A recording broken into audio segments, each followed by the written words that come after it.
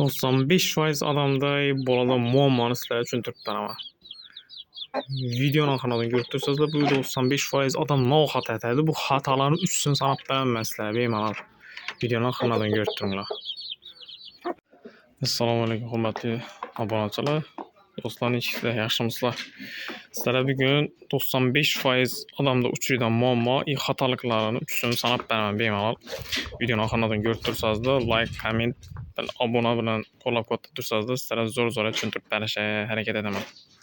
Biz boshladik. 95% odamda uchraydigan muammo nima desangizlar, bu tuxum olib turib o'zlari boqib o'tirgan narsada, masalan, tuxum oldim men, shu 4 ta ekandan xo'roz qo'shtirib tuxum oldim. Ko'rgan olsangizlar, bu yerda turadi, chiqarib yuradim, xo'rozlar videolar ham bor, YouTube'da kanalimni o'tib ko'rsangizlar bo'ladi. Shulardan tuxum yingladim, tuxumni yinglab turib bosirdim men. Yodlaringizda bo'lsa, birsini pastga beri eldan beklab qo'ydim, birsini yuqori bosirdim. Tuxum bosirgandan keyin tuxumdan imindincha deb natija olish 95% odamda o'xshamaydi degan shu. Men shu narsani statistikaga o'rganib chiqdim. Oy, cho'qma. Mana. Ne dedi jujiklar? Birinchi marta ko'rishib turibman bularni. 5-may kuni chiqdi bular, xudo xolasa. Yanasini tendiribdi. Bu kulangi to'q depada yotadi bu yerda ko'rsatgan olsam, yodlaringizda bo'lsa. Shunda 9 tuxum bosib ko'pman. 9 tuxumdan 8'ini chiqardi. Yine natija nechik? Ne deysizlar?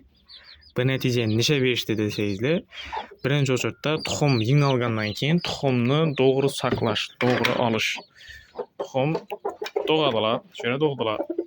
Tuxumni men aslan shu yerda dapatgan holatda olib, bu yon tarafdan kladovka va kladovkaga olib borib qo'yaman. Kladovkaga nechun qo'yibman? Bu yer bir xil haroratda turadi. Birinchi qoida bu, bir xil haroratli yerda qo'yinglar. Iloji boricha gradusnik bilan o'lchab turib, keyin qo'yinglar. 10-15 gradus orasida bo'lsa, bu ideal bu.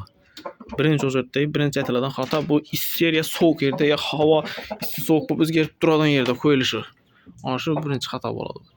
Ikkinchi xato nima desangizlar, bu ikkinchi xato esa osh qo'yilib turgan yerda namlik yo'q. Namlik deganda, dim issiq havo ya aylanmaydigan dim havo deb aytiladi. Shamol aylanmaydi. Shuningcha vaqtda yonida bir kichkina idishda suv qo'yinglar, oddiy obishli suv. Suv qo'ysangizlar, yanında sal vlajность bo'lib turadi. Keyin uchinchi xato esa bu eng muhimi deb biladiganim shuni tuxum bosirasizlar-ku. Tuxum bosirganda men hozir bu chashib tashlab turgandan keyin atak ashorani yon boshlaridan ko'rich bilan o'radim. Somon qo'yinglar, обязательно apilka emas, apilkadan chiqadi, erimda chiqar balkimdan men sinab ko'rdim. Somonda bir yaxshiroq effekt. Somonni o'yilib teni uzatinglar, tuxumlarni qo'shirib o'rnashib tursin, yayilib yotmasin tuxum. O'yda tursin, shuni o'yda tuxum tursa zo'r yotadi ekan to'q, aylantiradi.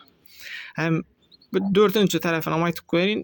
Iloji boricha chiqarajak tovuqlaringiz, bosirajak induk olan tovuqlaringiz 1 yil oldin chiqargan, bir marta chiqarib ko'rgan ana tovuq, ana induk bo'ladigan bo'lsa, effekti zo'r bo'ladi. Ina sizlarga живой men natija bilan ko'rsatib beraman sizlarga.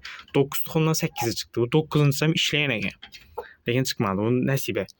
Lekin 9-dan 8 chiqdi. Va ana satiyana kirib yotibdi biroz. Yana chujiklar. Ballarni qizg'anib turibdi men. Hey, basma.